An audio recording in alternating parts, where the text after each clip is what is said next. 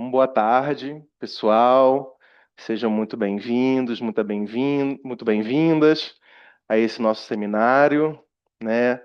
Agradeço aqui a participação de vocês, quem está aqui presencialmente, quem está acompanhando a gravação também.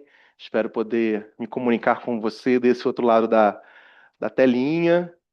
Eu sou Rodrigo Borba, sou professor da área de ensino e educação em biologia, do Departamento de Ecologia do Instituto de Biociências, aqui da USP, Universidade de São Paulo. Sou um professor recém-contratado, né? Mas tenho aí uma caminhada já de docência no ensino superior, acumulada de alguns anos em outras instituições, e a convite da minha parceira de disciplina, querida companheira professora Daisy. É, Hoje eu vou partilhar com vocês, nesse seminário, nesse encontro, algumas reflexões de cunho teórico, metodológico, sobre pesquisas que envolvem estudos dos currículos, dos saberes docentes, das histórias de vida, tá? Ahn, Esse tipo de abordagem é a abordagem que eu venho privilegiando na minha caminhada acadêmica, né? Desde o mestrado, eu trabalho com narrativas, com pesquisas que escutam, né? Oferecem escuta a diferentes sujeitos educacionais para uma compreensão qualitativa, principalmente, de diferentes experiências, memórias e tudo bem? E questões sociohistóricas. O laboratório que eu estou iniciando, né, o nosso grupo de pesquisa é o ECOS, o Laboratório de Estudos Sociohistóricos em Educação e Biologia. Então, o nosso objetivo, né? Eu sou professor da área de metodologia de ensino de ciências e biologia, então a gente sempre tem que começar com um objetivo, né? Não quero transformar esse seminário numa aula, mas em um espaço também dialógico, então quero que vocês fiquem muito confortáveis para colocarem questões, perguntas, considerações, tá? Mas então o nosso objetivo é compreender algumas potencialidades das abordagens sociohistóricas, focado nas histórias de vida para as pesquisas sobre os currículos e os saberes docentes de ciências e biologia em diferentes temporalidades. Então, vocês vão observar que o recorte que eu trago aqui é um recorte que dialoga mais com o campo da educação em biologia, né? Mas sempre na interface com o ensino de ciências. E eu entendo que essa pode ser uma potencialidade interessante de ser ressaltada aqui no PIEC, por mais que no seminário aqui hoje a gente não tenha ninguém da linha de ensino de biologia, né? Mas eu entendo que as ferramentas, as reflexões, algumas partilhas que eu vou trazer hoje poderão ajudar vocês, mesmo que o foco seja o ensino de química, o ensino de física, né? Ou até mesmo o ensino de ciências, olhando para o ensino fundamental, né? Que é algo que a gente também pode se interessar e também pode pesquisar. Então, um pouco do lugar da onde eu falo, para vocês entenderem um pouco das escolhas que eu trago nesse seminário, né, e também um pouco melhor, né, dessa pessoa que está aqui nesse momento tentando promover essa reflexão, esse debate. Eu já falei, né, eu sou professor do IB, do Instituto de Biociências, né, da área de Educação e Ensino de Biologia. É, o meu sotaque não é mais tão carregado, carioca. Nasci no Rio. Eu sei que vocês identificam, mas eu não falo mais daquele jeito como eu falava quando eu morava no Rio, porque eu passei 6 anos morando em Minas Gerais, em Belo Horizonte. Então é possível que às vezes eu solte até aqui um mineirês, solte um ai, um sou, um trem, né? Estou tentando aprender um pouquinho do paulistês para me camuflar no meio da multidão do metrô, né? Do RU. Mas eu me licenciei em Ciências Biológicas, me bacharelei também em Ciências Biológicas, né, na modalidade genética. Na UFRJ, o bacharelado, você precisa escolher algum tipo de ênfase, então você passa 2 anos em um ciclo básico e 2 anos estudando só disciplinas do departamento ao qual o seu bacharelado se liga, né? Naquele momento eu escolhi bacharelado em genética. Quando eu entrei na graduação, ainda não havia no meu curso a separação na entrada da licenciatura e do bacharelado. Hoje, lá no FRJ, já existe isso. O aluno opta já no SISU se ele vai entrar na licenciatura do bacharelado. Mas na minha época ainda existia um resquício do modelo 3+1, que era aquela ideia de você ter uma formação básica geral mais bacharelesca e uma formação na licenciatura quase como um apêndice, né, uma formação posterior já na conclusão do curso. Então eu entrei na UFRJ querendo muito é, salvar vidas, desenvolver uma vacina contra alguma doença muito importante, descobrir a cura do câncer, enfim, aqueles sonhos que pessoas da biologia normalmente têm, né, de fazer alguma coisa que você ganha um prêmio Nobel. Tinha colegas que queriam salvar, né, o mico-leão da cara preta, que queriam salvar os filhotes de baleia jubarte, mas eu queria trabalhar na área da saúde, então eu fui escolhendo a genética. A minha escolha pela licenciatura, ela ocorreu de uma forma muito pragmática. Abri um concurso para a rede estadual de ensino do Rio de Janeiro, para cadastro de reserva, e eu fui muito incentivado pela minha mãe a fazer esse concurso, né, com aquela ideia de que, olha, o salário é muito baixo, mas é um emprego que pinga, mas não seca, né? Anos depois que eu entrei, secou, porque o Rio entrou naquela crise, eu fiquei um bom tempo sem ganhar salário, mas tudo bem, né? São experiências que depois a gente usa para aprender e para contar e partilhar e pensar sobre as questões educacionais, né, os problemas educacionais do Brasil. É, e aí eu fiz o concurso para ser professor da rede estadual. No quarto período, eu não tinha feito as minhas escolhas, o que que eu iria fazer, queria fazer o bacharelado, mas eu passei em segundo lugar. E aí eu fiz a licenciatura por uma questão de, bom, eu vou ser chamado em alguma hora, eu vou ter que tomar posse, vou ter que ter o diploma. E aí eu fui fazer a licenciatura, mas eu fiz a licenciatura sem querer ser professor. É algo que é muito comum nas ciências biológicas. Eu não sei como é na química e na física, né? Eu acho que seja parecido também, né? A gente se vê muito como químico, se vê muito como físico, se vê muito como biólogo, mas não se vê como professor de biologia, professor de química, professor de física. Então, eu fiz a minha licenciatura de uma forma um pouco apressada, né? Aqueles combos que os alunos fazem de puxar 1 milhão de matérias por semestre, de ter conflito de horário, você chorar para coordenação, me ajuda, como é que eu vou fazer?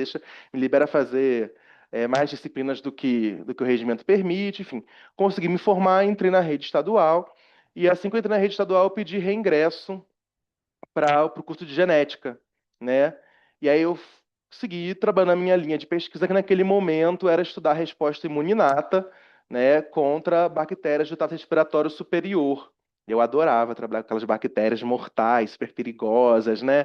Que se houvesse um erro no laboratório eu podia me contaminar e morrer, e começar uma pandemia mundial, né? Enfim, tinha uma adrenalina ali muito grande nesse trabalho. E quando eu fui para a escola, eu era um biólogo que dava aulas, né? Eu não me via como um professor de biologia que estava ali trabalhando dentro de alguns princípios pedagógicos para poder proporcionar uma transformação social para aqueles alunos. Eu estava empregado e eu queria fazer jus ao meu salário no final do mês, então eu ia trabalhar. Sim, preparava minha aula, planejava minha aula, mas o que me fazia sentir é, tá gravando, não ia falar tesão, né? Mas já falei. Né? O que me dava tesão era ir para o laboratório de pesquisa lá, de microbiologia e imunologia, e não a sala de aula. Até que eu comecei a perceber, eu dava aula na periferia do município de Duque de Caxias, Baixada Fluminense. E eu não vou dar muitos detalhamentos, porque senão vai ser possível identificar as escolas, mas eu comecei a trabalhar em escolas onde havia uma questão socioeconômica e socioambiental muito fortes, né? Até que um dia eu estava dando aula sobre bioquímica, né? Aí a professora Daisy também curte uma bioquímica, né, professora? Estava dando aula de bioquímica e falando sobre as vitaminas e o que acontece com o nosso corpo se falta uma vitamina. Então, estava lá falando do escorbuto, do marasmo, do kwashiorkor, do raquitismo e falando aquele monte de sintomas, né? Quando eu olho para os meus alunos, eu começo a ver naqueles corpos os sintomas daquelas doenças que eu estava falando, né? Eram alunos que realmente viviam uma situação de insegurança alimentar muito grave, né? Que tinham acesso a comida fervida na escola, né? Que tinham acesso a banheiro com vaso sanitário na escola. E aquilo me gerou uma crise identitária muito forte, assim, o que que eu estou fazendo aqui? Né? O que que eu vou fazer diante dessa situação? Eu vou fechar os olhos, vou dar a minha aula, vou mandar eles decorarem as avitaminosas e hipovitaminoses. No final do ano eu vou passar todo mundo e vou dormir tranquilo com a minha cabeça no travesseiro. aquilo ali começou a me gerar muita inquietação, muita frustração. E a partir dessa experiência, né, o Walter Benjamin diz que experiência é aquilo que nos atravessa, né, e também nos constitui. A partir dessa experiência do choque que eu tive quando eu caiu a ficha de quem eram meus alunos, eu voltei para a universidade, voltei para as minhas professoras da licenciatura e comecei a discutir com elas as minhas condições cotidianas de trabalho. Elas me ofereceram virar monitor de uma disciplina de prática de ensino e de didática das ciências biológicas, e aí a gente ia estudando e discutindo em sala de aula as questões relacionadas à docência em ciências e biologia. A partir desses contrastes, eu fui me interessando cada vez menos pelas discussões da microbiologia e da imunologia, e o que me deixava mais apaixonado, com mais vontade de me mover enquanto gente, né? O Paulo Freire fala que a gente se move como professor, e a gente antes tem que se mover enquanto gente, né? O que me levava a me mover como gente, depois enquanto professor, eram essas questões relacionadas a como é que eu ensino, trabalho, leciono numa escola sob essas condições, com alunos com essas condições. E aí eu fiz uma escolha, né, concluí meu bacharelado, entrei no mestrado, fiquei cursando ao mesmo tempo o bacharelado em genética e o mestrado em educação, estudando coisas totalmente diferentes, né? Concluí os dois, mas na educação eu fui trabalhar na linha de história, sujeitos a processos educacionais. A minha orientadora foi a professora Sônia Lopes, não é a Sônia Lopes da USP, de malacologia, autora de livro didático, é a Sônia Lopes da História da Educação.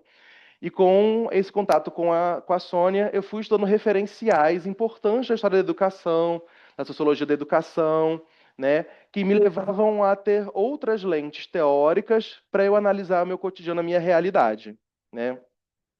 A minha dissertação não teve correlação com o ensino de biologia. Eu trabalhei com movimentos estudantis na ditadura civil-militar em uma escola técnica federal do Rio de Janeiro, né? Foi uma experiência super interessante. Eu pude entrevistar alunos que se envolveram na luta contra a ditadura civil-militar, que foram torturados, que foram entregues pelo próprio diretor da escola para o DOPS, para o DOI-CODE. Enfim, tive que estudar muito, tive que abrir minha cabeça lá de biólogo geneticista para questões sociais, históricas, que até hoje tem resquícios no nosso país, né? Deixaram feridas que não foram devidamente sanadas e cicatrizadas, mas eu sentia falta de estudar academicamente algo ligado mais ao ensino de ciência e biologia, né? A minha orientadora de mestrado se aposentou, né? Ela já era uma professora bastante experiente, se aposentou, e então eu fiz uma mudança, né? Por sugestão, inclusive, dela, eu busquei uma outra instituição para me doutorar, né? Entendendo que circular por diferentes instituições formativas é importante para a gente poder ampliar nossos referenciais e repertórios teóricos, metodológicos e nossas redes de sociabilidade e solidariedade também. Então, eu fui fazer doutorado na Federal Fluminense, lá em Niterói. Quem não conhece Niterói, conheça, né? A vista para o Rio é uma coisa, né, de tirar o fôlego, né? Tô fazendo aqui bullying com os colegas de Niterói, né? Mas é a piadinha que os cariocas fazem. O melhor de Niterói é a vista para o Rio. Só a professora Daisy Rio, só ela entendeu, né? Ainda bem, professora, obrigado, que a senhora riu, senão a piada não tinha tido nenhum efeito. É piada de carioca. É piada de carioca. Aham. E aí, essa piadinha sobre.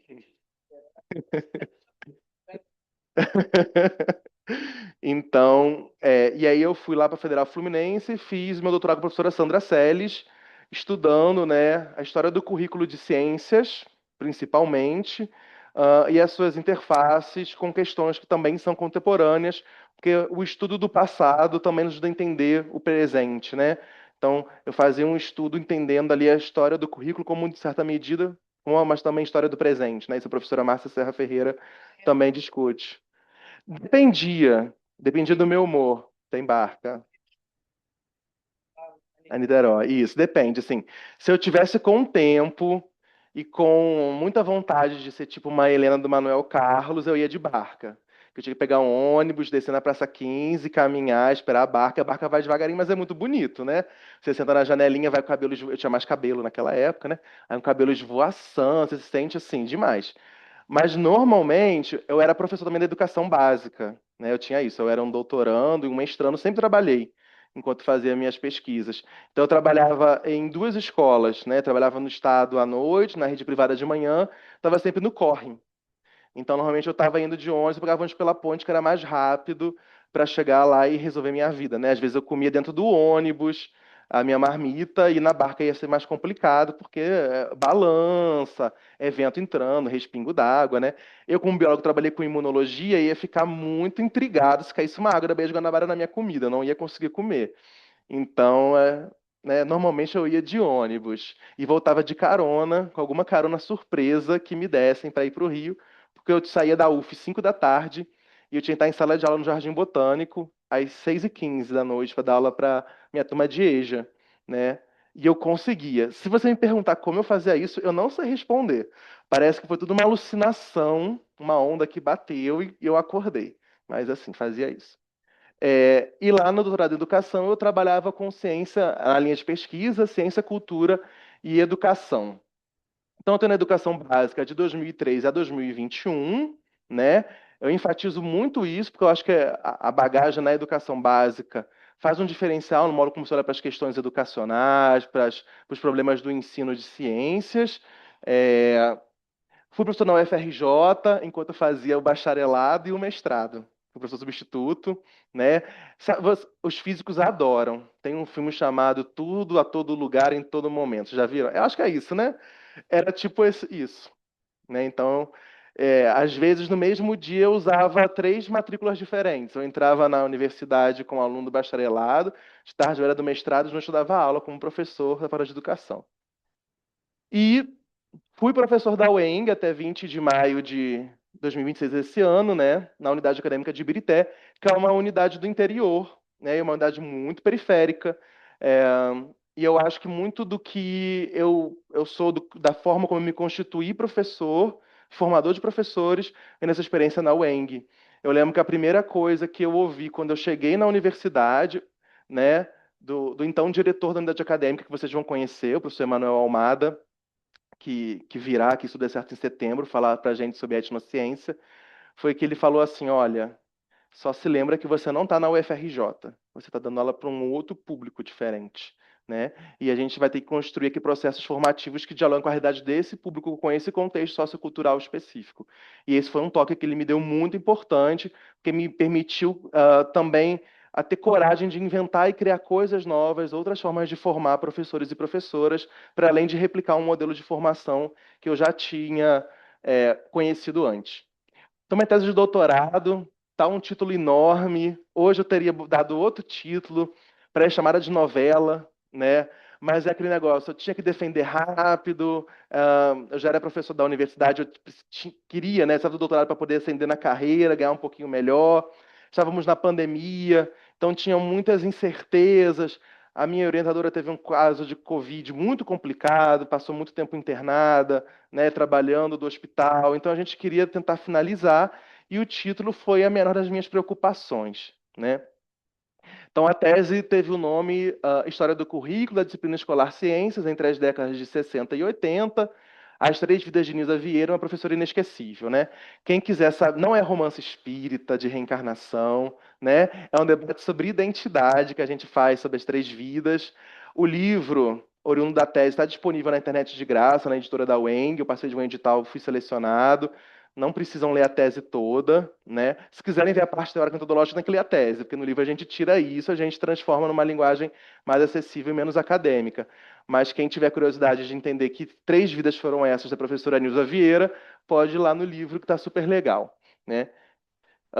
Atualmente eu tenho olhado mais para o tempo presente, né? Para uma questão muito também pragmática, que é o que a gente consegue financiamento, né? Se eu mandar para o CNPq, para a FAPESP, uma proposta de pesquisa sobre a importância, sei lá, das aulas práticas na década de 40 na formação dos professores, eu dificilmente vou conseguir fomento, né? Então, os estudos históricos, eles continuam me acompanhando como subsídio para eu pensar o momento atual. Mas o que eu tenho olhado, né, assim, o que vai para as propostas que eu mando para as agências de fomento, é a questão do novo ensino médio da BNCC, e os impactos e desdobramentos para os currículos escolares, pensando numa visão ampliada de currículo, né? Não uma lista de conteúdos a ser seguido na divisão disciplinar, mas esse currículo pensado, praticado nos cotidianos, e também os seus reflexos e refrações na formação docente nas universidades. Esse termo reflexo e refração, ele não é uma jogada só porque tem vários físicos aqui na sala, né? Mas é conceitual. Um autor que eu uso muito usa o termo refração curricular. E aí, a pergunta de partida para as minhas inquietações é, em tempos de reformas educacionais, como entender os processos sócio-históricos que se desdobram nos currículos prescritos e vividos no tempo presente, né? Então, eu assumo o currículo como uma construção social e não algo como está dado, que sempre existiu, que sempre foi assim, né? A gente falava um pouco no primeiro seminário, né, professora Daisy, sobre os projetos que tinham, né, os projetos curriculares, o BSCS, o CBA, né, da Química, tio da Física, tio da Matemática. Então, eu acho que o da Física era o PSSC, né? PSSC. ah, é muito diferente do que a gente hoje entende como, entre aspas, o bom ensino de química, o bom ensino de biologia, o bom ensino de física, né? Então, o currículo ele é construído socialmente e a escola ela também muda, os docentes mudam, os estudantes mudam, né? E a escola, como é a parte da sociedade, também muda, apesar de ser uma mudança lenta porque a forma escolar acaba se mantendo permanente, porque é a maneira de socialização mais eficiente o capitalismo encontrou para poder formar as massas dentro de uma certa enculturação de certos valores que, para o sistema funcionar, é relevante. E aí, eu queria perguntar para vocês o que que essas fotos, são fotos reais, tá? O que que essas fotos podem nos contar sobre currículo, ensino de ciências, formação de professores e docência? Vocês conseguem imaginar o que que essas fotos estão exibindo, o que que elas estão representando ali? Não foi feito com IA, são fotos reais, tá? Hoje tem que explicar, né, se é IA, se não é. O que que parece para vocês isso aí? A pesquisa de campo, muito bem, né? Era uma aula de campo da professora Nilza, né? Essa professora que eu estudei no doutorado. Eu usei a trajetória social dela enquanto professora da educação básica como pano de fundo para estudar questões de formação docente, trabalho docente, currículo e educação ambiental. Então aqui são fotos, são alguns registros de uma aula que ela fazia na Praia da Urca, lá no Rio de Janeiro, né? Quem conhece o Rio e já foi ao Pão de Açúcar, sabe que perto do Pão de Açúcar, o Pão de Açúcar fica no bairro chamado Urca, né? Tem uma praia em frente a ele, que é a Praia Vermelha, mas atrás dele tem a Praia da Urca, onde tinha a Rádio Nacional, tinha o Cassino da Urca, né? É uma praia da Baía de Guanabara, é uma praia que não tem ondas, tem um costão rochoso bastante longo, e é lá nos anos 60 e 70, botava os alunos, os materiais nessa caravan, nesse carro, e levava eles para Mureta da Urca, né? É, e incentivava o mergulho, a coleta de animais marinhos e a análise desses animais na perspectiva ecológica evolutiva, né? Então aqui a gente tem os alunos olhando lá um animal marinho, aqui em cima, né? Eles estão analisando aqui um animal, não dá para a gente saber ao certo que animal é esse, mas aqui embaixo é um ouriço do mar, né? Então tinha uma bandeja, os animais ficavam dentro da água, claro, né? A ideia não era matar os animais. Existe toda uma ética no trato com esses seres vivos. A gente hoje não faria isso, né? Passado aí 50 anos, esse tipo de prática não é mais assim, é mais aconselhável, apesar de todo biólogo ficar com os olhos brilhando e pensar assim, nossa, eu adoraria ter feito isso, a gente hoje não faria, né? Mas aí eles coletavam e ficavam analisando aqui um ouriço do mar.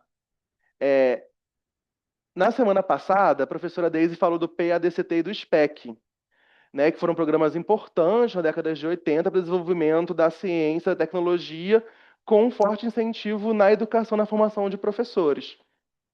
Então, a Nilza, que era professora da educação básica, esse caso é o único que eu conheço no Brasil, ela conseguiu fazer uma jogada para ganhar bolsas para os alunos de graduação serem bolsistas dela, serem estagiários dela, né? Ela conseguiu que uma instituição acadêmica submetesse o projeto para ela, né? E aí ela pôde ganhar bolsas do SPEC e do PADCT, né? Para poder fazer esse trabalho. Então você vê que tem adultos aqui auxiliando ela nesse trabalho Ela não entrava muito na água, não. Eram mais os adultos, os estagiários e os alunos, né? Mas ela parava a população da Urca, os transeuntes, para mostrar os animais, pedia para os alunos explicarem, construiu um projeto chamado Criança Ensina Criança. Então, era um projeto de escolas públicas em que os alunos dela eram multiplicadores. Ela ia na escola com seus estudantes e esses estudantes mostravam, né? Então, por exemplo, ela mantinha na escola um aquário de água salgada, né? Aqui a gente tem o aquário, né? Então, alguns animais eram recolhidos e mantidos no laboratório da escola. Ela tinha um laboratório só dela. E o outro colega, que era o Walter, tinha um outro laboratório só dele. Né? Isso, uma escola pública municipal do Rio de Janeiro. Ahn, eu estou tentando me entender com esse negócio aqui. Tá, voltou. Aqui, né? Perfeito. E aí a gente também pode se perguntar, né? Aqui são outros registros. Quais marcas para os de ensinar e aprender ciências e biologia no passado podem ser deixadas por tempo presente? Então, ela foi coautora de um livro didático chamado Iniciação à Ciência. Não sei se alguém aqui conhece esse livro, né? Ele circulou pelo Brasil inteiro. Eu encontrei indícios na Hemeroteca Digital da Biblioteca Nacional que ele era utilizado até na região norte do país, né? Ahn, então, era uma proposta de ensino de ciências integrado, de química, física e biologia, para o ensino ginasial, que a gente hoje fazendo uma transposição assim, né, com as licenças da temporalidade para não ser anacrônico, né, mas seria equivalente ao ensino fundamental 2, aos anos finais do ensino fundamental. E também, se não foi a primeira, né, na pesquisa que eu fiz, eu não encontrei nenhuma outra mulher autora de livros didáticos antes da professora Nilza, de ciências. E eles depois também fizeram era uma proposta muito inspirada no BSCS. Então, de pensar tudo a partir do método científico, da experimentação e da aula de campo. E isso gerou um burburinho no mundo acadêmico e da formação dos professores, porque havia uma certa dificuldade de se trabalhar com esse livro, né?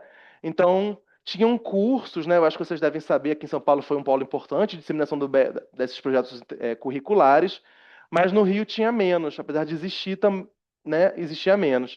Então eles fizeram um guia metodológico, né, que foi ali um embrião, digamos assim, dos atuais manuais para professores, né, dos livros didáticos. Então é um manual que ensinava, dava pistas, dicas e até discutia metodologicamente as atividades propostas na iniciação à ciência e tentava incutir alguns valores importantes naquele momento, do tipo, olha, você tem que ensinar o seu aluno a olhar para a natureza e se perguntar sobre por que as coisas são assim. Ao invés de você explicar para ele, faça o aluno perguntar, né? E argumentar. Aqui são fotos no laboratório dela, né? Ela trabalhava também com animais no laboratório, então aqui a gente tem ela manuseando uma borboleta.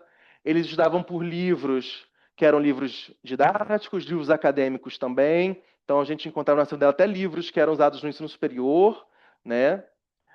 Ela fazia muita aula na rua, então aqui eles estão na calçada, numa rua no Jardim Botânico, né? Onde ela manuseia a bailarina, que era essa perereca, né? Ela construiu um zoológico na escola, com animais que eram resgatados ou pegos pelos alunos. E eu falei dessa ética, né? Os animais tinham nome. Então, a perereca eu lembro agora de cabeça que se chamava bailarina, né? E ela ensinava como manuseava, como pegava sem machucar, né? Hoje em dia seria impensável numa aula de biologia você mandar o aluno pegar um anfíbio na mão, né? E tal, né? Mas existem marcas que permanecem ainda hoje. Então, essa ideia de uma postura mais investigativa, do aluno como um protagonista, né, do estudo em diferentes repositórios, uh, de uma aula boa ser uma aula prática, né, mão na massa. Tem outras terminologias, outros conceitos com os quais a gente opera hoje em dia, mas ainda existe uma certa continuidade histórica, né? E aí eu queria parar um momento para pagar um pedágio aqui junto com vocês, né? Alguns pressupostos que eu entendo que são muito importantes para que a gente possa pensar a docência, a formação docente e os estudos que tentam dialogar com esses dois campos. O primeiro é que a vida de professores são vidas de aprendizagem, né? A formação de professores é uma formação que ocorre ao longo da vida. É muito comum, assim, a gente trabalhar com colegas que vão se aposentando e você percebe que a aposentadoria às vezes é só pro forma, né? Só tá lá no contra-cheque, que seguem estudando, na universidade seguem orientando, seguem mexendo disciplinas, né? E na escola a mesma coisa, né? Eu tenho colegas professoras que já são aposentadas há muitos anos e me mandam mensagens perguntando sobre notícias de ciência que acontecem que elas querem entender melhor o que está acontecendo, né? Essa semana retrasada, a gente teve uma notícia na genética que abalou assim, né, as certezas dos geneticistas. Todo mundo fala que a ciência não pode ter dogmas, né? Primeira aula lá de epistemologia que a ciência não pode ter dogmas, não pode ter verdades absolutas, etc e tal.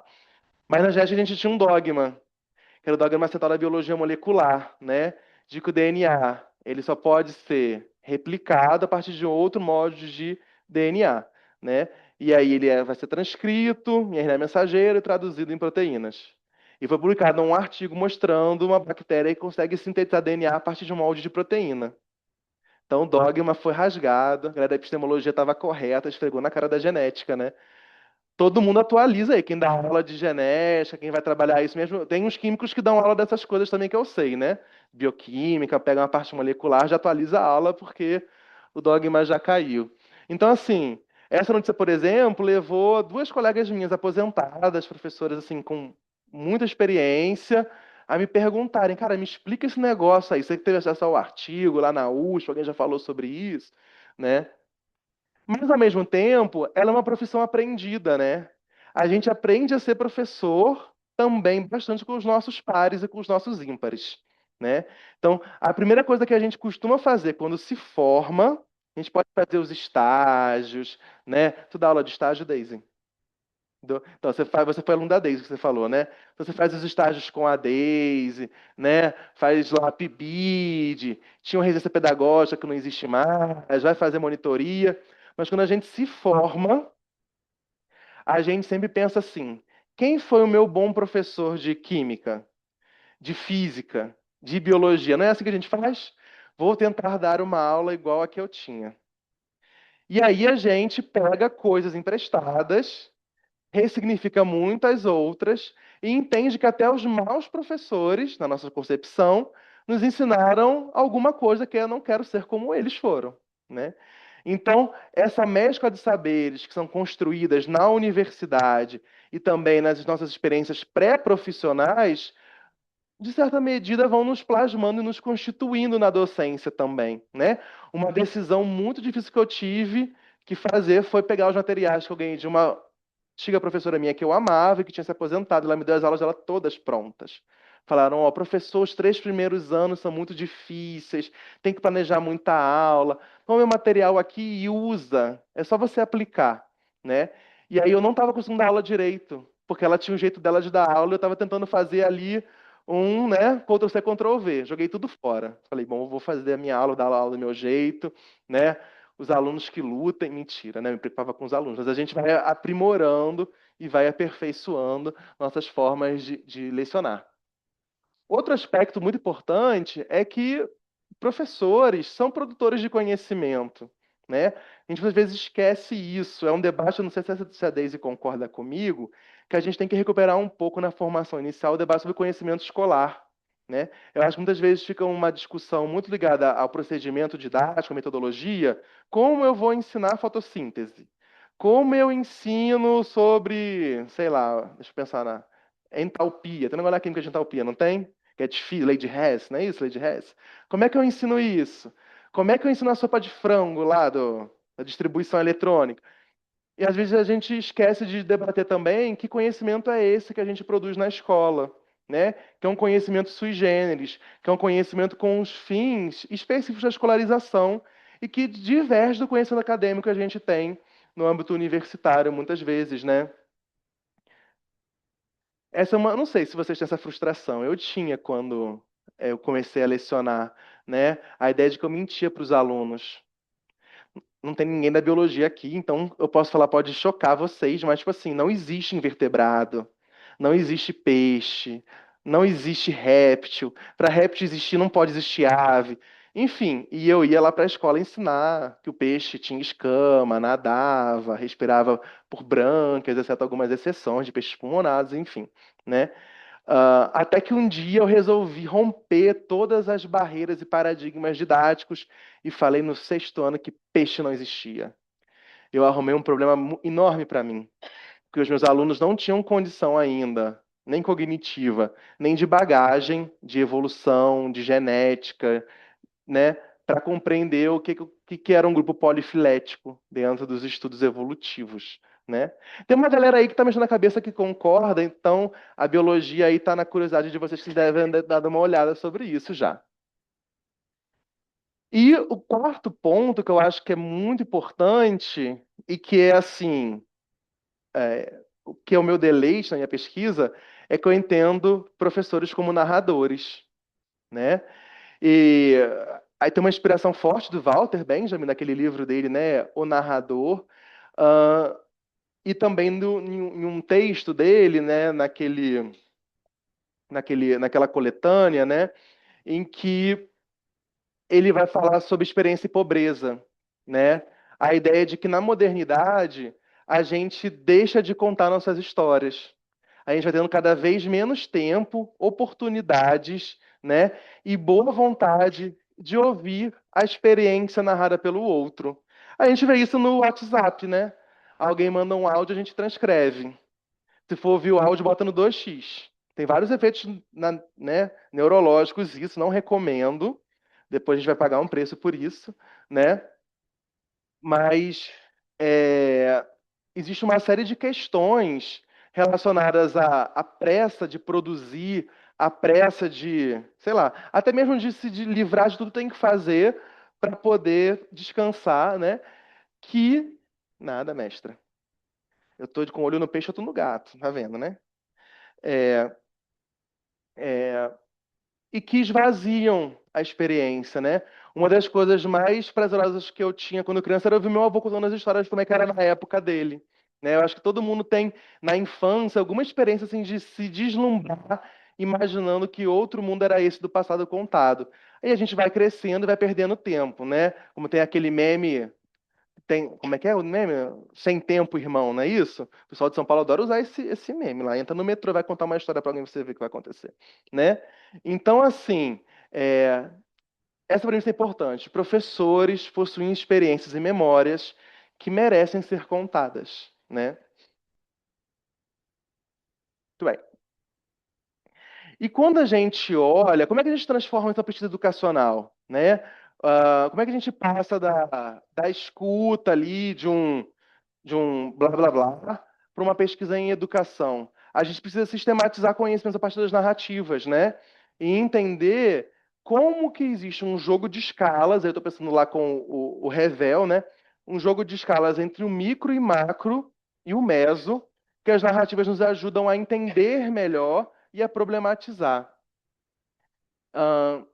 Então a gente tem, né, por exemplo, ontem eu dei aula de políticas educacionais lá na graduação, né? Fui trabalhar BNCC, novo ensino médio, sistema de avaliação em larga escala, assunto que eu gosto bastante, né? Talvez um dia a gente possa voltar aqui no seminário para falar sobre isso.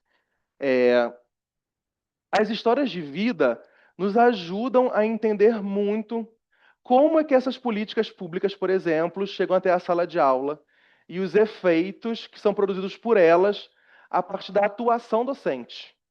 Tem um autor chamado Stephen Ball, vocês conhecem? Stephen Ball? Só a professora Daisy fez a lição de casa, tá vendo, professora? Né? Obrigado. Você me conforta, porque você entende a piada, tu conhece os autores que eu tô falando. Obrigado.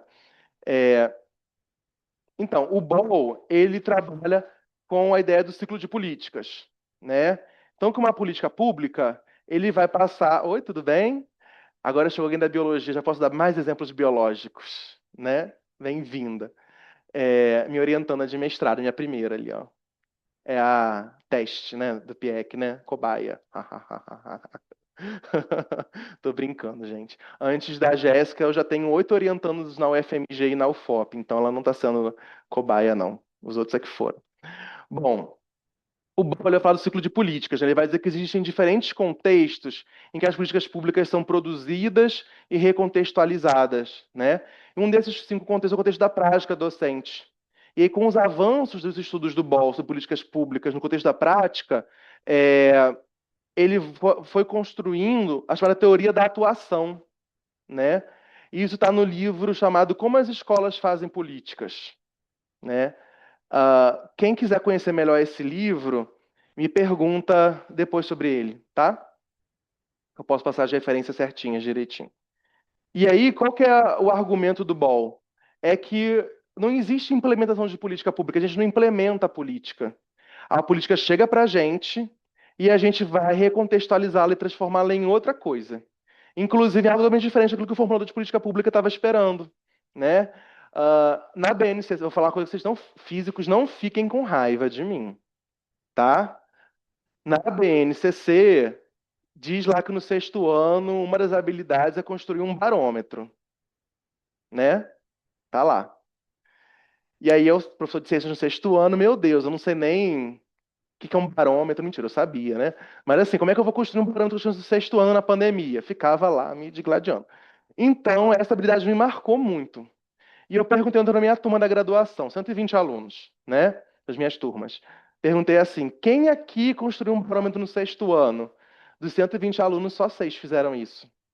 Significa que os professores estão burlando a base, né? E eu particularmente acho isso muito interessante e acho que é um potencial de pesquisa enorme entender como é que eles têm feito isso em um sistema plataformizado, em um sistema vigiado, regulado por avaliações em larga escala, de livros didáticos padronizados, né? Então a gente olhar para essas narrativas nos ajuda a entender algumas coisas. A primeira coisa é entender questões geracionais, né? Como diferentes gerações interpretam e significam as reformas educativas que estão acontecendo. Vou dar um exemplo empírico, né?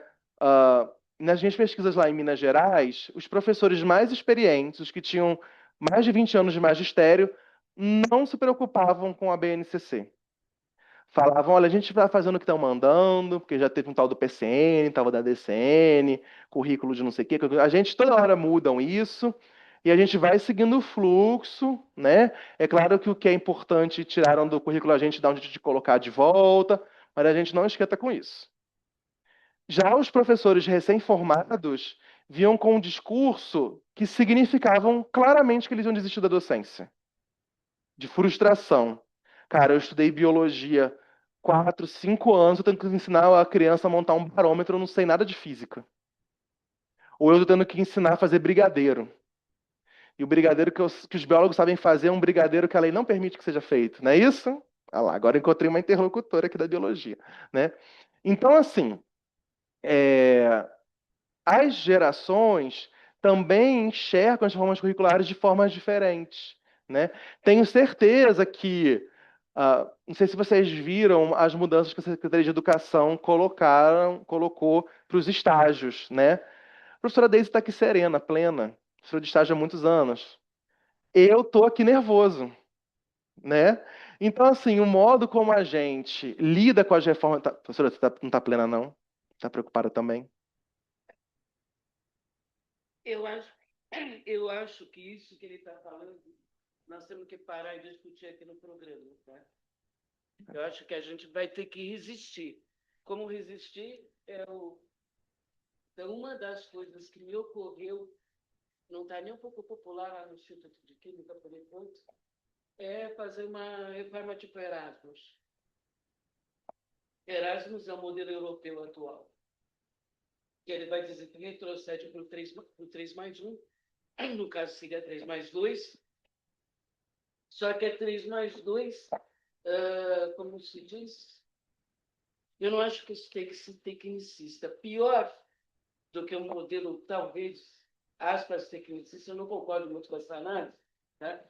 É não saber o que vai ensinar. E acontece que a nova formação a BNC Formação e as resoluções da secretaria retiram o conteúdo da formação do professor. Então, eu acho que isso aponta para a extinção da função professor, né?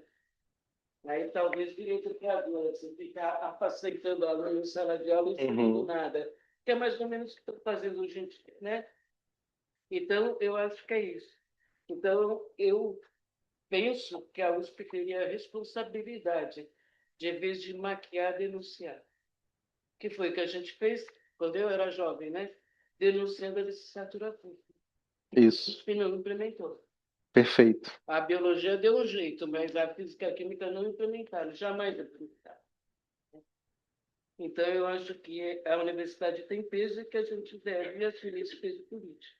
Mas eu não estou vendo ser discutido aqui como político, respondendo para você. Então, eu quero dar uma ideia, que você sai das malhas do Conselho Estadual de Educação, você faz a bacharelado e aperfeiçoamento. A gente tem que pensar coletivamente formas, né, de como driblar. Tem um autor que eu gosto muito, filósofo, né, que é o Michel de Certeau, não sei se alguém aqui conhece, e ele tem um livro chamado A Invenção do Cotidiano, né, As Artes de Fazer. E nesse livro tem um capítulo chamado Estratégias e Táticas. E ele teve uma sacada genial, né? Ele vai se apropriar do vocabulário militar para pensar as relações de poder no cotidiano baseado nas ideias do Foucault. E uma das coisas que ele vai. E aí, o que são essas estratégias e táticas, né? Primeiro, entendendo junto com Foucault que as relações de poder não são meramente hierárquicas e verticais, mas também horizontais, diagonais, são multidirecionais, né? Exemplo, eu estava ontem dando aula de noite, super empolgado, falando sobre política pública, marretando a BNCC, fazendo o que eu gosto de fazer no meu tempo, né?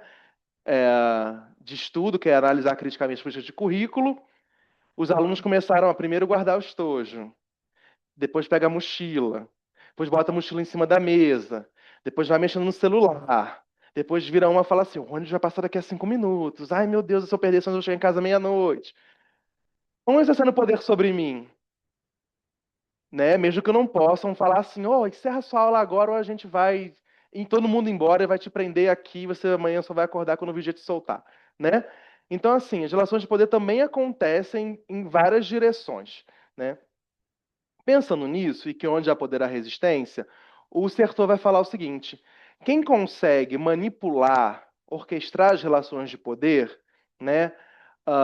Já que o poder não é algo que se tem, é algo que se exerce sobre outra pessoa, né? Ou outras pessoas, né? É o estrategista.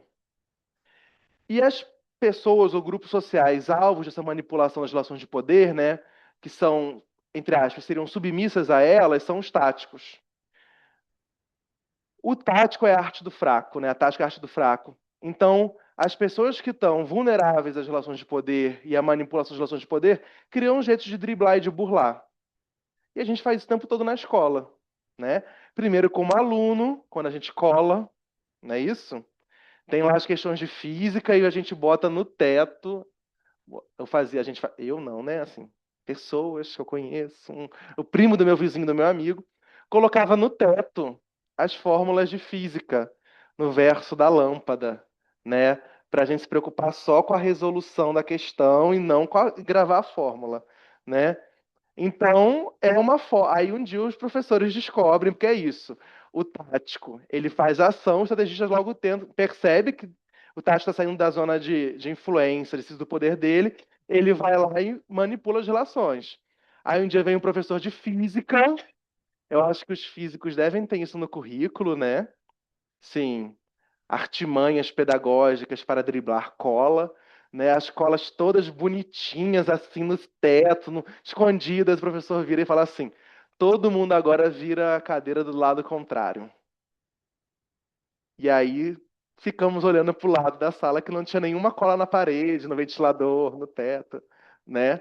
Então é isso. É igual o gato. Gostou, né, professora da tática, né? É igual gato e rato, né? Então, o gato é o estrategista, ele está sempre pensando como monitorar e capturar o rato, e o rato tenta fugir. Quando ele dá mole, o estrategista, o gado vai lá e abocanha, né? E a mesma coisa ocorre no chão da escola. A gente, como professor, faz isso. Mandam você dar aula de projeto de vida e você não sabe nem o que que você vai jantar hoje à noite, né? Você vai dar um jeito de trazer a sua disciplina para aquela discussão, né? Eu não conheço tão bem os currículos de São Paulo ainda, né? Não estou estudando. Mas em Minas tinha, tem também, né? Mas lá em Minas tinha, assim, é, práticas laboratoriais integradoras. O professor de Química, Física e Biologia que viu a carga horária sumir, usava aquela aula para repor o que foi tirado, né? Então, assim, a tática está sempre ali sendo pensada. Quanto mais inteligente ela for, menos ela é noticiada, mais difícil do estrategista descobrir o que está rolando ali. Esse é um cuidado ético do trabalho com narrativa, né? Se a gente trabalha com narrativa de professores e professoras, e essas pessoas estão nos dizendo o que elas fazem para burlar o sistema, eu tenho que ter todo um cuidado, primeiro, para não entregar o ouro para o bandido. E segundo, para também não expor aquelas pessoas para elas não sofrerem sanções, né? Então tem todo um debate ético importante. Podemos trabalhar as crises e reformas, eu já comentei com vocês, né, que os professores recém-formados têm visto com mais frustração, mais tristeza a reforma educacional, menos sentimento de esperança, de que pode fazer alguma coisa diante delas, né? Uma discussão sobre modernidade e pós-modernidade, né, que está todo mundo tensionando, né? O que que é ciência, o que que não é ciência, os saberes de diferentes origens, como é que isso chega na escola, como é que isso é trabalhado na escola, né? E a relação público-privado também. É algo que costuma aparecer, né? Em relação ao financiamento da educação, ao uso dos recursos, à estrutura que tem disponível, né? E aí a gente pode pensar alguns eixos para pesquisa com narrativas, né? Uma coisa importante, eu estou falando aqui, estou fazendo pesquisa com narrativas e não pesquisa narrativa. Pesquisa narrativa pressupõe uma outra abordagem metodológica, tá bem? O que eu faço é pesquisa com narrativas, beleza? Bom, a gente pode trabalhar o conhecimento sobre a vida e o trabalho dos professores, olhar para as histórias de vida e pensar contradições e ambiguidades do currículo, teorizar a própria narrativa, né, trazer estudos da linguagem, do discurso para pensar, né, isso que está sendo dito, né, pensar o desenho metodológico para que essa narrativa ela tenha um significado realmente importante para o estudo, não seja uma mera ilustração, né? Tem gente que já tem a certeza. Aí vai, ouve o professor que está na escola e fala, ó, tô aqui confirmando, é isso, bom, né? E não discute, não reflete, não articula, não produz novos conhecimentos para além daquela certeza que se tinha anteriormente. E aí, para pensar, né, essas possibilidades, eu vou trazer aqui um teórico que eu utilizo, que é o Ivor Goodson, né? Opa, isso. Que é o Ivor Goodson, que é um autor que tem me ajudado a pensar sobre essas questões já tem algum tempo, né? Muitos livros dele estão gratuitos na internet, dá para encontrar. Se alguém não encontrar um livro gratuito na internet e tiver interesse em conhecer esse livro, pode falar comigo, eu empresto, né? Eu tenho os livros em português traduzidos das últimas 2 décadas, eu tenho todos, eu posso emprestar, eu não me incomodo, tá? Tem que devolver, tá bom? O Gutson ele vai dizer num livro, né, publicado lá pela Voz em 2022, que a educação é uma questão pessoal e política. O modo pelo qual os professores interagem na sala de aula se relaciona consideravelmente a quem são e a toda a sua visão de vida. Portanto, é importante ter uma forma colaborativa de pesquisa que conecte e analise a vida e o trabalho docente. Isso significa que agora devem ser exploradas e desenvolvidas estratégias que facilitem e maximizem o potencial para que a voz do professor seja ouvida num trabalho colaborativo. E aí, essa frase dele, essa colocação dele, tem algumas implicações. A primeira é que nos trata de dar voz ao professor, né? Essa é uma expressão muito comum. Ah, tem que dar voz ao professor. O professor tem voz. Vai na sala dos professores. Alguém aqui está aqui na educação básica, que dá aula em escola em educação básica? Sala dos professores, na hora do recreio, o que mais tem são vozes ecoando ali de tudo, né? Desde a merenda que não está gostosa, até o aluno que, sei lá, foi muito bem ou foi muito mal na prova, o salário que está atrasado, o reajuste que não veio, né? Então, as vozes existem, elas estão encoadas. A questão é considerá-las. Ao invés de dar voz, é oferecer escuta, né?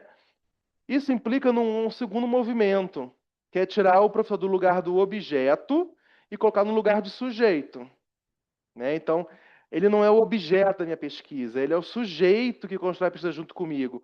Um olhar menos, como é que eu vou dizer assim, de entender aquela pessoa lá como um experimento, que a gente vai lá e coleta informações, e mais como um colaborador da minha pesquisa com quem eu produzo essas informações. E que, em alguma medida, também vai ser coautor comigo das reflexões que a gente vai construir, né? E por que que o Goodson ele vai chegar, vai fazer essa virada, né? Vou dar um spoiler aqui de coisas que estavam mais à frente. Ele ganhou, ele sempre, assim, nos anos 80 e 90, Daisy deve conhecê-lo dessa época também, ele era muito comum porque ele defendia o estudo do currículo prescrito, então dos documentos oficiais, da legislação. Tem até uma frase muito famosa aí que diz assim: o currículo prescrito é o roteiro mais importante para os estudos da educação. Ele falava esse tipo de coisa, né? E aí, nos anos 80, 90 e 2000, um monte de reforma educacional ocorreu na Europa, nos Estados Unidos, né, e em países asiáticos, tentando adequá-los aos paradigmas neoliberais, né, ou ultraliberais em alguns contextos. E essas reformas sempre fracassaram. Assim como é no Brasil, né? Você tem um êxito, assim, parcial, mas muito aquém daquilo que os formuladores de políticas públicas imaginam que vai acontecer como desfecho. E aí o Goodson foi pago. Bom, você é um cara que estuda currículo, descobre pra gente por que que as reformas não dão certo, né? A gente entrega o professor o currículo pronto, diz pro professor o que que ele tem que ensinar em cada série, em cada ano, dá o material, né? Você tá rindo, mas não é assim mesmo que acontece? Dá o material, incentiva dando bônus, é tudo direitinho, ganha um 14º salário, faz formação, bota coach para falar com o professor como é que ele tem que trabalhar. Não é assim? Eu sei como é que é. E não dá certo, a reforma fracassa. A gente investe muito dinheiro e a educação não se adequa às nossas expectativas, né? E aí o Goodson descobriu uma conclusão que é uma conclusão que existe até um ditado no futebol para essa conclusão, que é faltou combinar com os russos, né? Faltou combinar com professores. Quem pensa de reformas curriculares normalmente são economistas, que bota tudo na base lá da cifra e da estatística, né? Aí chamam alguns especialistas, que a gente nunca sabe bem o que é ser esse especialista em educação, né? Você já foi chamada, Deise, para fazer alguma coisa? Eu também nunca fui. Alguém aqui já foi chamado? Pois é, eu não conheço nenhum especialista desses que. Nunca conheci ninguém que deu entrevista no jornal. Opa, que já falou na mídia, depois vou tomar um processo, né? Que já falou na grande mídia, ou que já foi lá no Ministério da Educação dizer que tem que ensinar isso nesse ano. Nunca conheci, até porque as pessoas acho que não se prestam muito a esse papel, né? Porque defendem uma outra concepção de educação. Mas, enfim, ahn, falta combinar com os professores, né? Falta combinar com os professores. Essa foi a conclusão do Goodson. E aí ele teve essa sacada, falou: caraca. É isso. Para a gente entender os pontos fortes e fracos, as oportunidades da ficha de educação, a gente tem que, primeiramente, escutar quem está lá no chão da sala de aula, né? Numa multiplicidade de contextos que a política pública normalmente não considera, desconsidera ou apaga. E aí, o Gus é esse moço aqui, tá vendo? É, Ele já é um professor bastante experiente, né? Ele é filho da classe trabalhadora, os pais dele trabalhavam, ele estudou numa escola na Inglaterra, existe uma hierarquização entre escolas, né? Então existe uma escola para filhos da classe operária, filhos de trabalhadores, e uma escola com um outro viés, né? filhos da classe média, para pessoas que já estão predestinadas, entre aspas, né, a fazerem um curso superior. Então, o Goodson, ele vai entrar nessa escola de filhos da classe trabalhadora, mas por se destacar positivamente, né, o Bourdieu fala isso na obra dele, né, sobre o juízo professoral. Ele teve professores que entendiam que ele era, entre aspas, muito bom para aquela escola que ele tinha e que ele merecia estar numa escola melhor. E aí vão ajudá-lo a acessar outros espaços de formação. Ele vai para uma escola mais bacana, vai fazer a universidade, e ele vai se formar dentro de uma perspectiva estruturalista, muito influenciado pelos estudos marxistas, né, e dos estudos da história cultural que flertavam em alguma medida também, né, em algumas certas perspectivas, com o olhar mais estruturalista, mais marxista. É, e na hora que ele ingressa como pesquisador do campo educacional, a gente tinha, nascendo ali na Inglaterra, uma nova sociologia, e depois uma nova sociologia do currículo, né? Um novo campo de estudos que passava a entender o currículo de forma desnaturalizada, mas como instrumento de controle, como alvo de disputas, né? E como uma questão social. Então, baseada nessa pegada, né, de uma epistemologia do conhecimento escolar, o Goodson vai trazer para o Brasil, principalmente, né, dois focos. O primeiro, o currículo como prescrição, né, com foco no conhecimento e na história das disciplinas escolares, muito comum trabalhos dele dos anos 90, 2000, sendo usados, né, acho que está acabando a bateria aqui. E o segundo foco, que é um pouco mais recente, né, chegando no Brasil, ele já faz isso já há bastante tempo, mas no Brasil, a partir dos anos 2000, 2010, a gente começa a pensar mais a relação dos sujeitos com o conhecimento e como esses conhecimentos e práticas se enraizam, são contextualizados na história de vida de cada pessoa, de cada professor, cada professora, né? Então a gente vai ter um primeiro foco dele do currículo e a sua função na educação, então entendendo as disciplinas escolares como artefatos sociais históricos, né, que participam de disputas por status, recursos e territórios no currículo, olhando para as comunidades disciplinares, né, que formam essas disciplinas e que mantêm essas disciplinas existindo.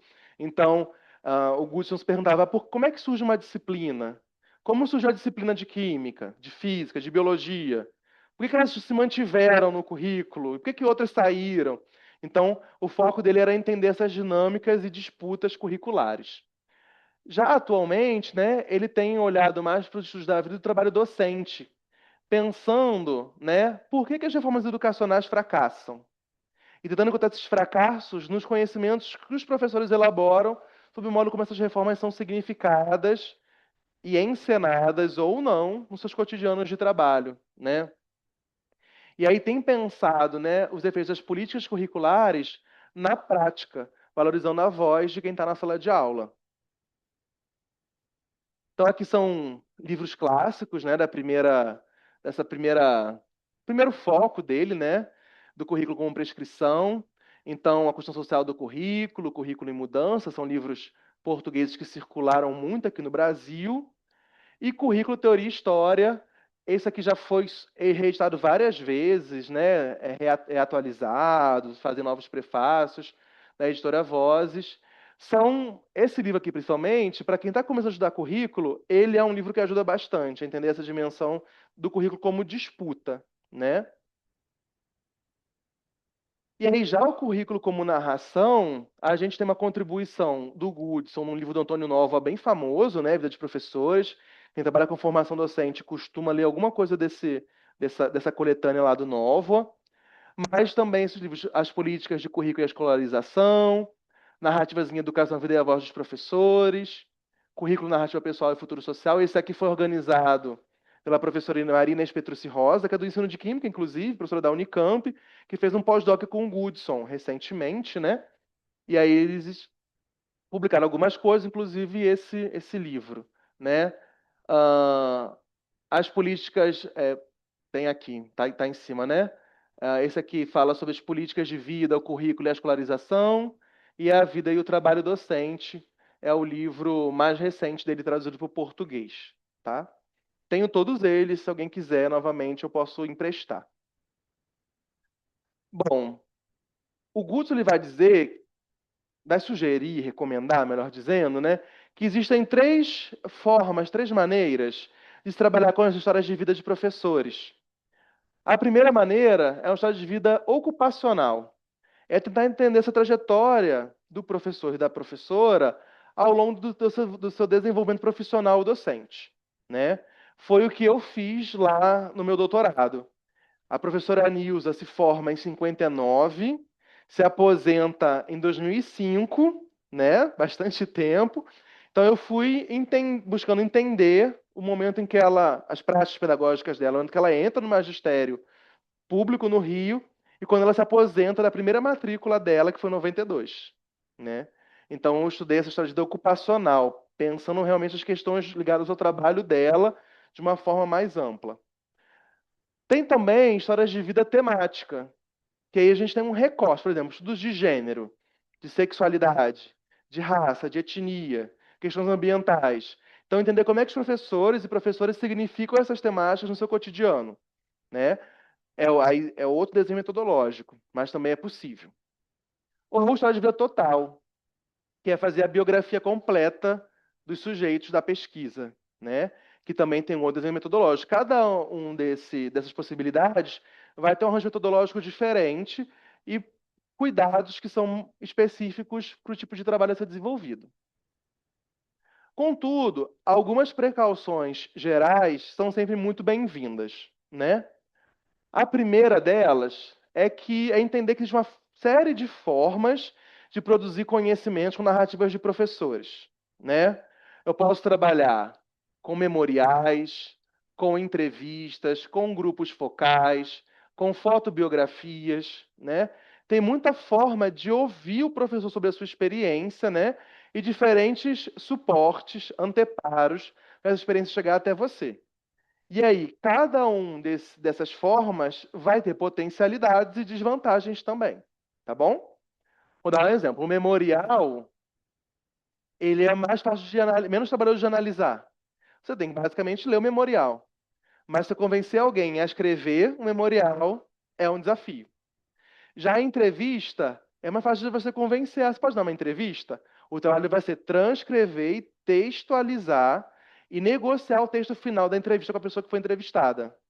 Porque lembrando, às vezes o professor fala alguma coisa e depois ele fala assim, não foi bem isso que eu quis dizer, eu não queria ter dito isso, e a gente tem que respeitar. Então, ah, há coisas, assim, eu falo com os meus orientandos, né? Que saem numa entrevista, que na hora que o professor vai revisar a entrevista, ele pede para tirar. O dever ético é fingir que ele nunca falou aquilo. Então, na minha tese, por exemplo, a banca perguntou, muita gente perguntou por que que aquele livro que eu mostrei na Estação Ciência, ele foi publicado, ele ficou circulando dos anos 60 até os anos 80, ele circulou muito, mas ele nunca foi atualizado. Nunca saiu uma nova edição dele, né? Saíram novas tiragens, mas não novas edições, né? E me perguntavam, mas por que que aconteceu isso? O motivo eu não posso dizer. A professora disse para mim, no momento que estava muito emocionada, falou para mim. Depois falou assim: olha, é melhor fingir que eu nunca disse isso. Eu perguntei para outras pessoas a mesma coisa, ela já tinha avisado as outras pessoas que eu potencialmente poder entrevistar que não era para dizer. Então, é isso, né? E ninguém mais disse. As pessoas que entrevistei a filha dela, por exemplo, né? Aí ela, a minha mãe falou com você, né? Aí falou. Ah, então, ela acha melhor que isso não seja publicizado. Então é isso. Aí eu entrevistei a comadre dela. Aí, mesma que é a professora Marli Veiga, da UERJ, também é uma professora da área de ensino de ciências. Ah, isso, olha, se ela não te falou, é melhor você não se preocupar em colocar isso na sua tese. E é uma pergunta que vai ficar aberta e que eu vou levar comigo para sempre, porque é uma questão de ética, né? Então, se ela pedir para eu não falar, eu não vou falar. Nem minha orientadora, nem a Sandra sabe, né?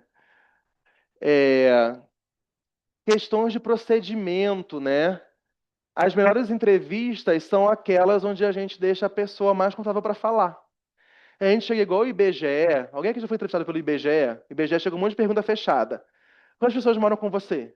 Quantos velhos tem na sua casa? Qual a sua idade? Você quer... A gente, às vezes, faz isso na entrevista com ansiedade de ouvir o que aquela pessoa quer, o que a gente quer que aquela pessoa diga, melhor dizendo. Mas isso, além de ser uma certa manipulação da entrevista, que vai gerar problemas depois, na hora de você analisar a entrevista, né? Também acaba inibindo que coisas muito mais interessantes possam aparecer, né? Porque o cotidiano da escola é imponderável. Existe uma dimensão ali da surpresa, da inventividade, da criatividade, que eu da universidade não consigo saber. Eu posso imaginar que se faz muita coisa legal na escola, mas eu não sei tudo que se faz. E aí, quando eu começo a perguntar para o professor se ele faz isso, se ele faz aquilo, se ele já fez isso, se ele estudou assim, se ele faz. Né? A gente, quando colocar em caixinhas, a gente pode atrapalhar ao invés de ajudar. Né? Então, fazer entrevistas com um roteiro mais aberto, né? Fazer entrevistas onde a gente ouça muito e fale menos, tende a ter um resultado melhor para nossas pesquisas. Né? O roteiro, eu falo com os meus orientandos, leva sempre um roteiro com uma carta na manga. Né? Às vezes você fica nervoso, às vezes a pessoa está tímida, o roteiro te ajuda, mas não fique preso ao roteiro. Se está rolando alguma coisa interessante ali que não está no roteiro, deixa rolar. Deixa rolar. Dado biográfico, onde nasceu, o que estudou, a gente depois procura ou pergunta, né? Não precisa ter uma entrevista para saber quando a pessoa nasceu, né? Agora, origem social, saber qual a origem social, qual a origem familiar, onde a pessoa estudou, né? Se a experiência de escolarização foi importante para essa pessoa querer ser professora ou não, é outra coisa e isso é relevante, né? Então, preparar também, escolher bem quem vai ser essa pessoa que você vai chamar para contribuir para a sua pesquisa, escolher um espaço que seja convidativo. Vou dar um exemplo prático. Estou dando todos os meus truques aqui para vocês, hein? Depois ainda vai para o YouTube. Meu Deus. É isso, né? Se você quer que a pessoa diga como ela está driblando a reforma do ensino médio, não vai entrevistar na escola, né? Se você quer fazer um trabalho com abrangência territorial grande, por exemplo, a gente tem um projeto do CNPq que eu coordeno, que a gente estuda Minas Gerais, reforma do ensino médio, em Minas Gerais, São Paulo, Rio de Janeiro, Bahia, Ceará e Paraíba e Tocantins. Não dá para a gente ficar viajando para cima e para baixo, né? Quem me dera que o CNPq pagasse passagem para a gente ficar entrevistando o professor? Não dá. A gente vai ter que fazer uma entrevista remota. Nessa entrevista remota, a gente tem que construir um momento, um espaço propício, em que haja confiança, né, que a pessoa se sinta confortável. Não, você não vai fazer isso numa hora que seja uma confusão na sua casa, né? Fazendo barulho de cozinha, briga, o gato dando voadora de dois pés em cima de você, né? Então tem que buscar organizar um momento para que a entrevista possa acontecer sem sobressaltos, para que não pareça que o tempo está passando. Esse é o maior truque da entrevista. Fazer uma entrevista com um tom super casual, como se fosse um momento ali, por acaso. Né? Então, chega aí para eu já entrevistei a professora Daisy várias vezes de forma informal aqui. Perguntava para ela, professora, como é que era isso? E aí ela entra nas memórias. Até da biologia ela trouxe já, né, professora, nas nossas conversas, né? Como é que era na época da ditadura, professora? Aí ela falou do curso de biologia, falou dos lugares onde a gente pode acessar espaços de memória. É, a gente não viu o tempo passar naquela reunião, né? Então, quando a gente faz um diálogo gostoso, prazeroso, a entrevista rende muito mais, e aí você consegue ter mais elementos para poder depois usar na sua pesquisa, né? A transcrição e as entrevistas posteriores, né? Sempre uma pesquisa colaborativa, eu já falei isso para vocês. Então, é muito legal quando você pensar assim, eu vou transcrever ou vou textualizar a minha entrevista. A transcrição é pegar ipsiliteris o que foi dito e colocar no papel. A textualização é você dar uma arrumada. Então, às vezes o professor está, sei lá, tá ansioso, nervoso, e fala, as crianças foi. Fica feio botar isso, né? O professor disse, as crianças foi. Né? Ou então, um professor de... Quem é que é da física? 3, né? O professor de física falou assim, nossa, tá fazendo frio hoje. Um erro gravíssimo de física, né? Porque não existe frio. Aí você arruma, né? Nossa, eu estou dissipando muito calor para o ambiente. Não é assim que vocês falam? Tem que ser assim, né? Não, eu tô zoando. Você não viu? Eu tô brincando com eles. Mas isso é importante que eu estou falando. Chamas de cristais lá, a linguagem Eu científica e fui cotidiano. 70, 80 e falava em superar concepções alternativas. Alternativas. Uhum. isso foi refletindo sobre isso, o que se percebe é que as pessoas acrescentam entendimentos, mas na hora que você está no boteco ou está com frio, você vai dizer que está com frio. Vou vestir meu casaco porque eu estou com frio, isso é chato. Né? Lixo orgânico, por exemplo, o que é lixo orgânico? Entenderam? Quer dizer, são contextos, porque os conceitos são polissêmicos. Então, você acrescentar significados àquele conceito polissêmico amplia o arsenal, mas os outros não estão errados. Estão significando outras coisas em outros contextos. A ideia do perfil conceitual lá do Mortimer, né? Que a gente vai usar de acordo com. Se na prova de física você não vai dizer que está com frio, mas lá no. Né? Posso do morte, né? Perfeito. Perfil conceitual, né? Perfeito. Sim, eu tô brincando, tô mexendo com isso, que é isso também. Eu tenho essa.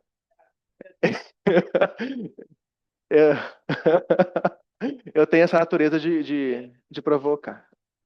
É, mas também, se você falar assim, ai, olha o rabo do gato. Não, mas peixe existe também. Quando terminar a gravação, eu explico a filogenia. O que que a gente come, né, quando vai lá no, não sei, restaurante de peixe aqui no, em São Paulo. Escama sem escama. Ah, réptil também tem escama, ó. E aí? Enfim, depois a gente entra no debate de filogenia aqui, de diversidade dos seres vivos. As crianças vão falar uma coisa dessa que não tinha. Coitado de mim, porque eu paguei um preço caro por ter tentado dizer a verdade biológica para eles, né? Assim, fiz essa brincadeira com o perfil conceitual aí do frio, né? Mas também os biólogos fazem isso. Se você vira para um biólogo e fala assim, ai, olha lá o rabo do cachorro. Rabo? Não existe isso, é cauda, né? Não pode falar. Tem umas terminologias que os biólogos também não gostam que a gente não pode usar.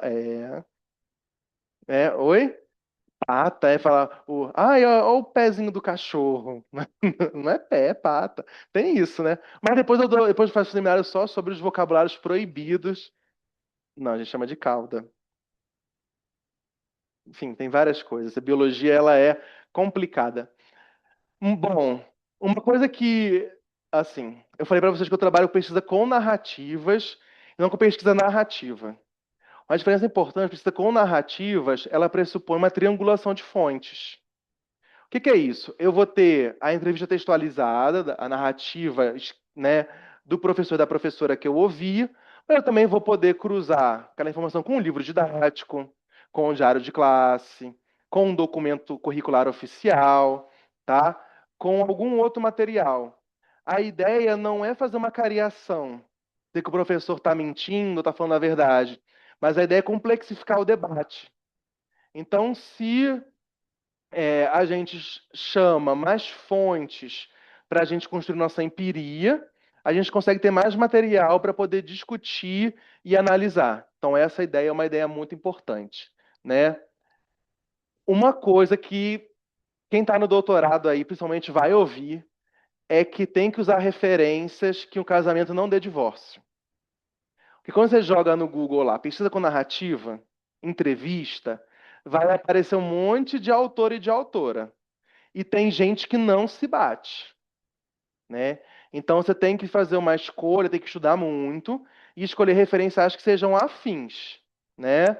Não dá para você, por exemplo, pegar alguém da pesquisa narrativa que faz todo o trabalho em primeira pessoa, discutindo a sua própria narrativa com a narrativa que ela ouviu e botar, por exemplo, para conversar com o Goodson, que diz que é importante triangular outras fontes, né? Então, tem que tomar um cuidado para que a gente tenha uma certa coesão teórica e metodológica.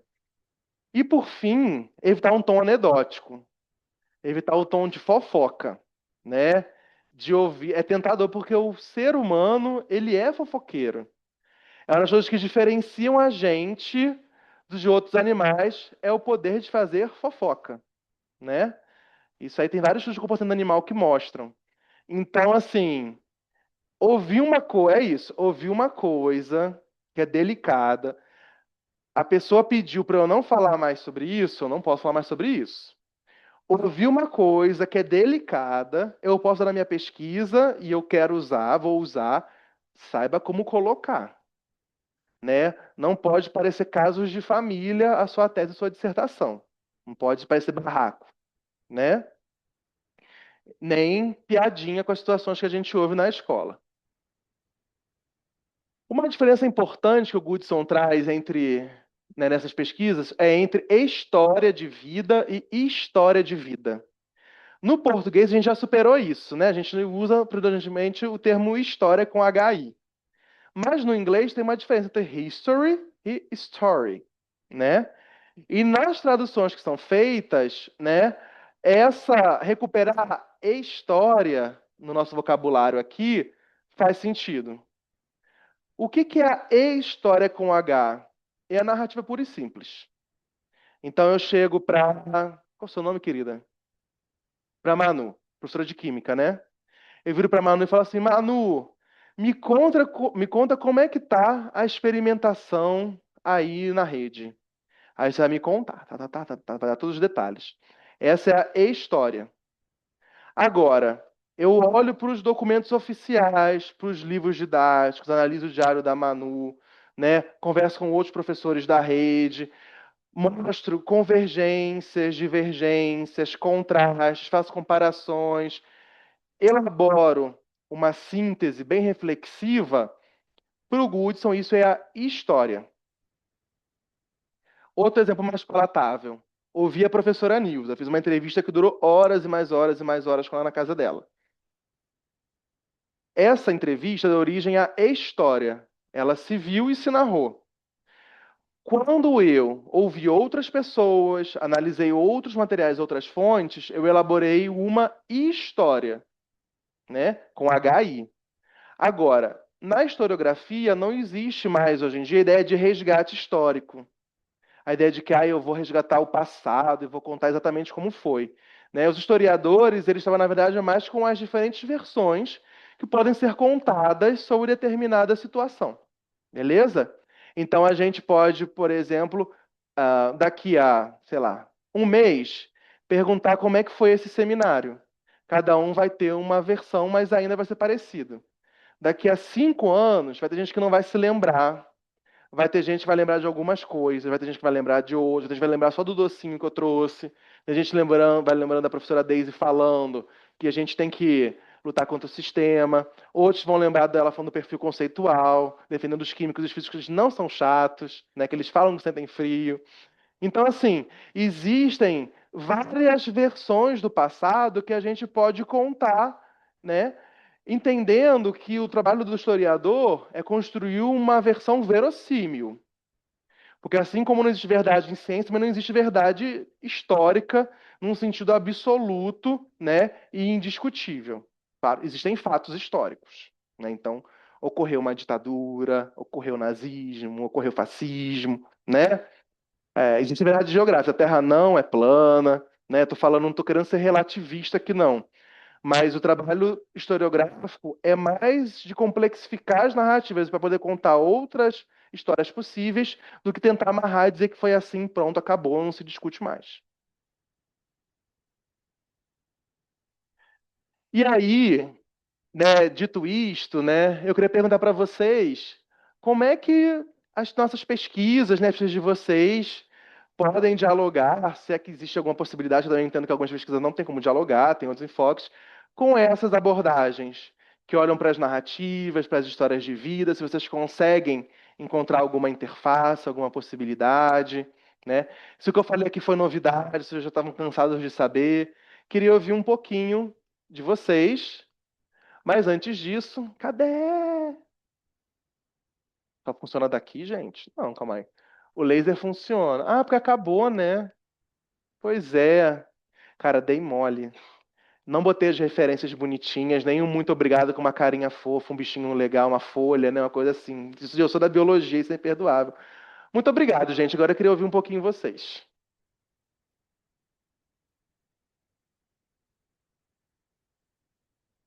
A gente continua gravando ou não precisa? Porque não vai dar para ouvir, né? Não precisa. Bom, então, queridos telespectadores, nos vemos de repente em algum outro canal aí da USP ou do YouTube. Ou venham aqui presencialmente. A professora Deise tem um recado para vocês. Fala aí. Venham todos presencialmente, porque aí todo mundo fala. Muito bem. Então, um beijo e um queijo.